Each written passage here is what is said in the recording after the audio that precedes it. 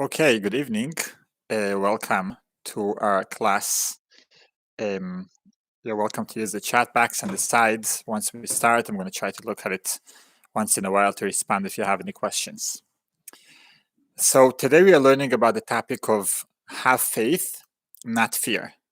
And really, we want to discuss the idea of fear, where fear is coming from, and how we can change fear and turn it into faith and even joy. So we obviously live in a specific time right now, in a point in time that everyone is very fearful. But there are fears all the time. People always have fears. They're wondering what is going to happen. Sometimes you make a phone call and someone is not picking up, and then your head is starting to think, oh, why that person did not pick up? Is something wrong? Someone is not feeling well, not feeling so well, and that's starting to think, oh, what is that really? And then we go to Google and we start thinking, oh, this must be something really bad. So there are plenty of fears that we have.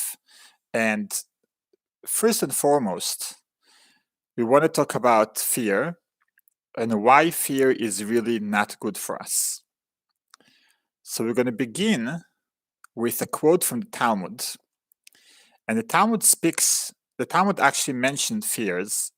And it says as follows. It says, the Talmud is actually bringing a long list of things that are strong, but there is something which is even stronger than them, different forces. For example, the Talmud says, look, clouds can be very strong, but the wind obviously is stronger because it can get the clouds to go away. And one of the things on the list that the Talmud is speaking about, he says, the human body is something strong, because obviously it can withstand a bunch of challenges and all kind of things. But there is one thing that can break the body. And that one thing that breaks the body? That is fear. So obviously today, with the advancement of research and psychology and so on, people are becoming more aware to the reality that fear can actually have a very negative impact on the human body. People know that fear can actually hurt your immune system whenever you're fearful. And whenever you have a good and happy and positive attitude, that actually helps you recover faster, even if you are sick, your body can actually push away diseases better, handle them better, whenever you're not fearful. So we know that fear is actually something which is bad for us. And again, that is starting from the Talmud, that the Talmud taught us already so many years ago, that although the human body can be very powerful, the fear can be that one element that is breaking the human body. And clearly, this is something you want to try to avoid as much as possible, and to try to move away fear from our life as much as we can. And today we are not talking only about removing fears, but actually replacing fears with faith and replacing fear with joy. And it is possible. So let's continue. When we open the Chumash, we open the 5 books of Moses. We read about, actually, I believe, only 2 people that the Chumash is telling us that they were fearful. And when you open the Midrash, and you look what the Midrash is saying, the Midrash is saying in Bereshit Rabbah, it says like this. It says there are 2 people that God promised them that they're going to be okay, and they were still fearful. One of them was Jacob, that God told them, I'm going to be with you. And then, still, it says that Yaakov was fearful. And the second one was Moses. Again, God told him, Ki eheye imach, I'm going to be together with you. And in the end, he was fearful again, because God had to tell him, listen, don't be afraid. I'm going to be with you. Don't be afraid. Why? Who do you have to warn? Don't be afraid, if someone is afraid already. So let's take a bit of a deeper look on the story of Moshe, because it's actually very fascinating. So what happened to Moshe? So Moshe was, let's go back to Egypt. We are talking middle of one of the most awful time for the Jewish people. We are slaves in Egypt. And then Moshe was adopted, but he sees one Egyptian that is being particularly very mean to another Jew. And it says in the pasuk, it says in the verse how Moses was looking to the right and to the left, and so that no one was there. What exactly that means, there are different explanations, but let's a second stick with the literal translation. And no one was there. He killed the Egyptian and he buried him in the sand. The following day, he goes out again. This time, he sees two Jews, two Hebrews, are fighting with each other. And then Moshe is telling one of them, it says, "Why are you hurting your friend? Why are you doing it?" And that Hebrew man is replying to him, it says, "Who are you even? Why are you getting involved in this fight? Are you a judge? Are you some sort of minister? It's none of your business. Are you planning to kill me? Just like you killed that Egyptian?" So Moshe got afraid and then follow exactly the word of the pasuk. It says, "Vayira Moshe." Moses was scared, he was fearful. And he said, "Oh my gosh, they know what happened. People know. I thought that when I killed the Egyptian, no one was aware of it. But now I realize that people are aware that I killed the Egyptian. So people are, what's going to happen now?" And immediately, indeed, Paro heard about the story and he wanted to kill him, and Moshe had to run away from Egypt. Now, there's a very interesting idea here because the Torah rarely speaks about the human emotions. The Torah actually gives it just a kind of like the dry story. What happened? The person went from point A to point B. That's exactly what he did, and so on. And here the Torah is making a point to tell us that Moshe was afraid. Why is that important to the story? Remember that in the Torah, every word is exactly written because there's something in a message in it. So much so that in the Talmud, even if there's one extra letter, the rabbis and the sages of the Talmud are asking, why do we have that extra letter? So why do we have this information about how did Moshe feel? It doesn't say how did Yaakov feel. It doesn't say in other situations. It doesn't say how did Yosef felt. What happened? What was going through the mind of Adam and Eve when they were in, going through the sin, the first sin. But here we speak about how Moshe was feeling. Why is that important? And the Rebbe explains that actually because Moshe was afraid, that's what caused Paro later to find out. In other words, if Moshe had trust, and instead of being fearful and saying, "Oh, some real faith in God," and saying, "I'm not scared, everything is going to be okay," everything would have been okay. But because he was scared, that was the cause that eventually made Paro hear about it, and that was the cause that eventually made Moshe needing to run out of Egypt. In other words, our thoughts and our fears and our feelings are actually dictating what is going to happen to us. And because of that, clearly, one of the things we want to do is we want to make sure that we're going to remove all of the fears that we have and really be full with faith and confident in God that everything is going to be good. So let's talk about fear a little bit more. What is fear? Let me describe a second a situation and think for a second, is that going to make you fearful or not? Okay. So let's say you are on a very tall mountain, right? You're falling off the mountain and you're going down towards the valley like on a very fast speed. Would you be scared? Would you be fearful? I believe the answer is probably yes, of course, 100% yes, if that's what's going on. But let me say, what if you're actually going to be doing bungee jumping from that tall mountain? Would you be scared or fearful that you're going to die? The answer is no. Not only you're not going to be fearful you're about to die, you're actually going to be having fun. So how is it possible that you have two people falling off the mountain? One person is doing bungee jumping. It is like having the time of his life. This is like one of his highlights. He always like the bucket list. He always wanted to do that. And now finally he has the opportunity to do that. And he's like having a great time. And then you have the second of the mountain. One is having a great time and one is petrified. One is fearful and one is happy. What is the answer to that question? Why is one not scared at all? The answer is very simple. Fear is coming from a place that we feel that we are losing control. and we don't know what is going to happen next. So when we feel like, I'm not sure what is going to happen right now, that person, let's say, is like, again, falling off that mountain. He doesn't know what is going to happen. He feels like he lost all control. That's a very scary feeling to have. As opposed to the person that is going bungee jumping, he knows that he's in a very safe environment, running that place, that touristic attraction, or whatever you want to call it.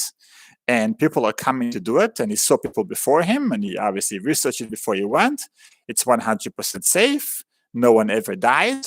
So you know exactly what is going to happen. You trust that you're in a safe environment, and you're not fearful anymore. In other words, if we want to if you want to remove fear from our life, we must be in a situation that we feel, and we have a feeling, and we know that everything which is going to happen is under control. The secret of taking away fear, a feeling of safety. When you know what is going to happen next, you're going to watch a movie, and you're watching the movie, it's absolutely terrifying, petrifying, but you know someone wrote that script, right? And you know that it's not over there, and it's not, no surprise are going to happen. And that script was already written and vetted and reviewed by other people, and we know that whatever's supposed to happen is going to happen next. So that's the secret. It's the first secret. If you want to actually know how to remove fear from our life, we have to give ourselves the feeling of safety, to know that we are in a safe environment. How can we do that? Obviously, right? That's $1 million question. How can I feel that I'm in a safe environment? Think about what's going on right now.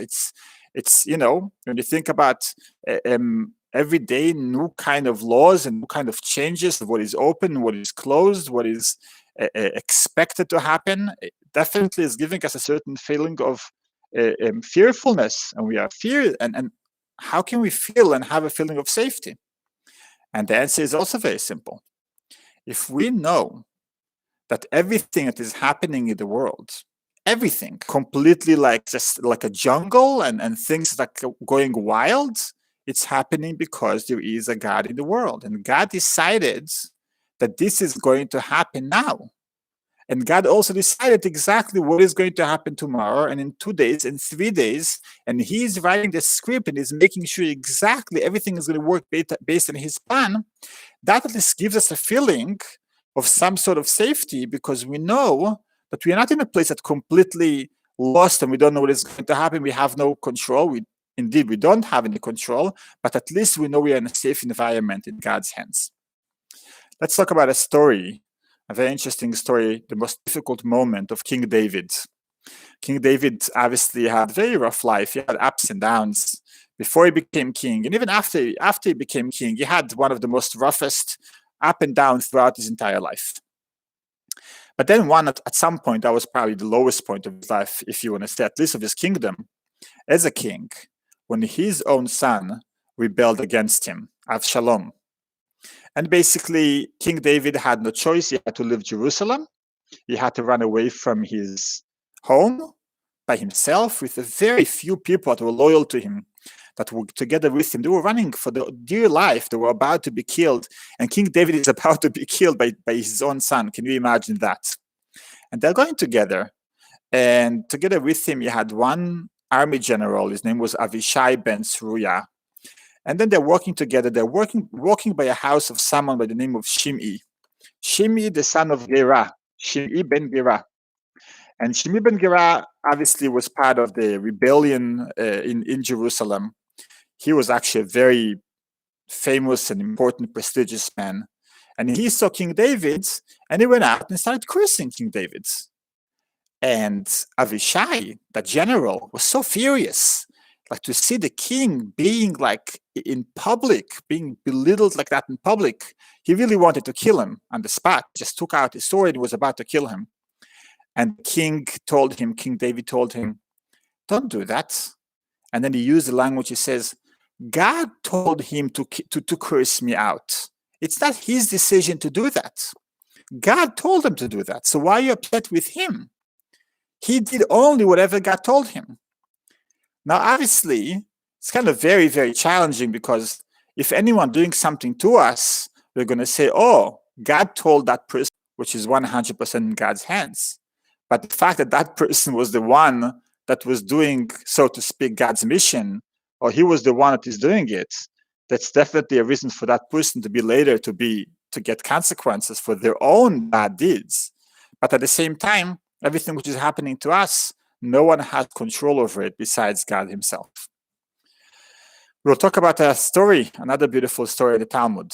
The idea that everything that God is doing, everything that is happening to us is in God's hands, but more than that, everything that God is doing is somehow for our own good, even when things look very, very bad. And even when it seems like something happened to us and it was not good, but still, in the end of the day, something good is going to come out of it. The story is the story of Rabbi Akiva.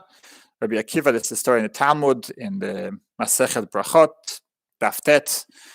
Rabbi Akiva was traveling in a town and he was going together, and whenever he went, he was a very well-organized person. He always had with him whatever he needed. Today, people are running to the store to buy toilet paper, but he had other things. He had two animals with him and one candle. So he had a donkey to ride. He had a rooster to wake him up. That was the alarm clock back then. And he wanted to make sure that whenever he goes to sleep, he will wake up on time. And he had a candle to be able to sit in the evening and read, learn, pray, whatever he was doing. And then he came to one town after a long journey, and he came to the town. He wanted to stay, and he knocked on someone's door, and no one wanted to let him in. Really, the town, no one was nice. No one would open the door to him. They asked, "Can I stay overnight, please, just for the night? I'm going to pay you." No one was interested. And he's sleeping in the field, and as he's sleeping, all of a sudden, the wind is starting to blow. And the wind is blowing, and the candle is out. Now he has no fire. He has no candle. Dark. A few minutes later, he hears a sound. That was a cat. And the cat came and ate the rooster. He has no rooster. So Rabbi Akiva said, he used an expression in Aramaic. He said, Kol de avid rachamano letav avid. Whatever Hashem does is for the good. The candle was out. Whatever Hashem does is for the good. The rooster is dead for the good. A few minutes later, a lion came and killed the donkey. And Rabbi Akiva said, okay, that's for the good as well. Whatever Hashem does is for the good. In the morning when he came, he realized that at night, there was some sort of mob or some sort of robbers that came to the village. They basically stole everything in the village. Not only that, they captured everyone in the village and sold them as slaves. So Rabbi Akiva says, look how great it is. It's amazing. Why? Because if I had a candle, or if I had a donkey to make some noise, or a rooster, maybe they would come and find me as well in the field. This way I was in the dark. No one saw me. So they went to the village, but I was saved. So what happened? Think about it. Rabbi Akiva, actually, what happened to him was bad. Clearly, to lose your donkey and to lose your rooster, it was financial damage. Obviously, then later he had to walk and so on. It was definitely bad. It was not something that was good. But at the same time, he said, from this bad, something better is going to come out. And a lot of times in our life also, we think about, I was late to the bus, or the bus came late. Okay, that was bad, right? I was late to come to work. Bad because I came late, so I was saved from something else. All right, fine. So in other words, we somehow find the good in the bad. And if you realize that God is the one that is basically doing everything, and everything which is happening in the world is from God, then we know that whatever is happening to us is coming from a good place. So we can be more calm and we can be less fearful because we know that everything is from God and that everything is good. Not only makes us more calm and less fearful, it actually helps us also whenever something is happening to us, we are becoming less upset and less angry. Because anger is coming from a very similar place to fear. We feel that someone else has control over us. This is why we get angry. Fear, whenever we're over us, this is why we get angry. Fear, whenever we are fearful, we don't know what is going to happen. We feel that we are losing control. Whenever we are angry, we feel that someone else is controlling us. Someone else is doing something bad to me, which is why I'm expressing my anger towards that person. But if no one can do anything to me, the only one that can do something to me is God, and anything that's happening to me is from God, then I'm not going to be not angry, and I'm not going to be fearful. So that's going to make me really bring in a very safe and a very calm place that we feel like, okay, I don't have to be angry, I don't have to be fearful. So my life is going to be much more calm and much more relaxed. So that's the one level of how to remove fear, really to constantly remind ourselves. I heard about people that lived through the Holocaust, and we had the Holocaust survivor came and he spoke to us in Hackensack, and the Holocaust survivor came and he spoke to us in Hackensack. We had a couple of weeks ago, looks like eternity, with all the events that happened. But he spoke about the faith that he had. And faith means to know and to really, with all the events that happened. But he spoke about the faith that he had. And faith means to know and to really know with absolute belief, really believe in it, that whatever is supposed to happen to us is going to happen to us. And whatever is not supposed to happen to us is not going to happen to us. And when we have that, that is giving us definitely, we are able to be calm, we are able to be not angry, we know everything is going to be good. We are going to talk about one more level, which is actually even a higher level, which is not only about having faith that everything is from God and that somehow it's going to be something good is going to come out of it, but actually a level that is called trust. In God we trust. It's called, in Hebrew, it's called bitachon. And bitachon is really feeling and knowing that not only it's somehow something good is going to come out of it, but actually that it's going to be great and it's going to be amazing. They say a story about two families that came to a rabbi, a big tzaddik, a righteous man, and they asked him for a blessing for children. They both did not have children, two couples. And then a year later, one had a child and the other one did not have a child. So they ran both to the Rebbe and they told him, oh, how come one had a child, one did not have a child? What happened? Why one got the miracle, while the other one did not get the miracle? He gave them both a blessing. So the Rebbe, the righteous man said, the tzaddik said, look, I couldn't give any blessing anyways. That was not something for me. I'm not even on such a level to be able to give a blessing. But go check what happened with those couples. One couple went and bought baby carriages, went to buy baby furniture. Why? Because they had such strong trust in God that they are going to have a baby. And that trust indeed brought the baby to the world. Because of that trust, they were rewarded by actually having the baby. The other couple did not necessarily believe it's going to happen. And because of that, good. And everything is going to work out perfectly. Not only saying, oh, even if it's going to be bad, something good is going to come out of it. No, knowing and saying, I believe with 100% with certainty that God is going to do something great. It's going to turn out to the good. If God forbid someone is sick, I have a full belief and full trust in God that I am going to be healthy. If someone is not doing well financially, is to say, I believe 100% that I am going to get out of it and I am going to do well financially. And indeed, that is going to work. How does that work? It's not some magical pill or something, right? You're just saying it. People say about positive thinking. So what is positive thinking? So I can think from today till tomorrow that I'm going to be very well financially, I'm going to be very healthy, and I'm not, right? Because thoughts, in the end of the day, they are limited. Thoughts are not action, and still we live in a world where we need to have actual action. So how does that work? So the answer is, whenever you have real trust in God, this is not about just like having some sort of like positive thinking. In order to really believe in God, you need to really change your attitude. You really need to change your personality. You really need to change where you are. And that requires tremendous amount of effort. It's not simple. It's not like, oh, positive thinking is easy when everything is easy. When things are difficult and things are not going well, for me to believe really that something is going to be okay, that requires tremendous amount of changing myself and effort and really changing my mindset and changing my attitudes. And when you change your attitude, when you say, I'm going to get higher than my nature right now is to worry. Makes sense to worry. I'm looking around. I cannot understand how everything is going to be well. Things are not doing well. But I'm going to do something way greater than that. And I'm really going to believe and get out of my nature. So to speak, God, and his point, it says that God is a reflection and God is behaving and reflecting our behavior. So if we have that behavior of getting out of ourselves and out of our nature, God says, you know something? I'm going to break the laws of nature for you. and I'm going to do for you something that is completely not expected. There's a story about a chassid of the Tzemach Tzedek, the third Chabad Rebbe, that had a really, really bad, his child was doing really badly, it was very not healthy, and the chassid came to the Rebbe, and the Rebbe told him a line, he says, tracht gut, wird sein gut. Think positively, and it's going to be positively. And the chassid really changed his mindset the entire way home. He was trying to think and believe, my son is healthy, and he walked in the house, and indeed, he saw his son was healthy.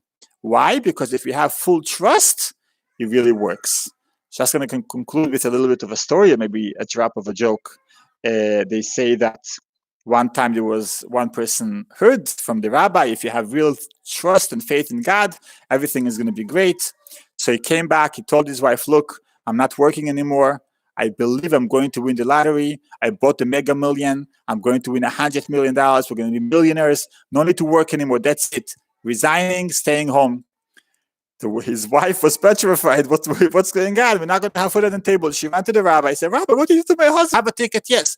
When is the raffle? Wednesday night. Are you going to believe? Yes, I'm going to win 100%. So the rabbi says, all right, let's make a deal with you, okay? How much is the ticket? The price is $100 million. How about if I'm going to give you $50 million, would you sell me your tickets? So the chassid says to himself, $50 million? Oh, you know, like they say, it's better to have one bird in your hand than having a couple of birds on the tree. Says, yeah, Rabbi, I'm going to sell you the ticket. So the rabbi said, oh, you believe in nothing.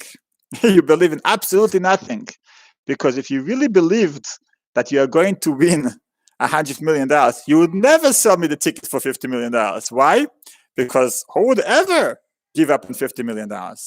So I guess the moral of the story is, in order to really see God's blessing, we really have to have full faith and really unwavering faith that things are going to be good. So I want to wish all of us, we should be able to find within ourselves the ability to really have faith. And even when things seems to be going not the right direction, constantly tell ourselves, this is it. First of all, remind yourself, this is everything which is happening in God's hands. This is in God's hands. This is God is doing. Why is he doing this? I don't know. Could be a lot of reasons why he's doing it. I don't know. Could be God just really wanted to see how we are so helping each other and we are so connecting with each other and how everyone is like uniting for the common good. Maybe, who knows why? I don't know. But that helps at least giving me a feeling of safety that everything is in control. And then the second thing is really to believe that God is good and that God will do good. And with that faith, hopefully we'll be blessed to see the good very soon. Amen. Thank you very much for joining.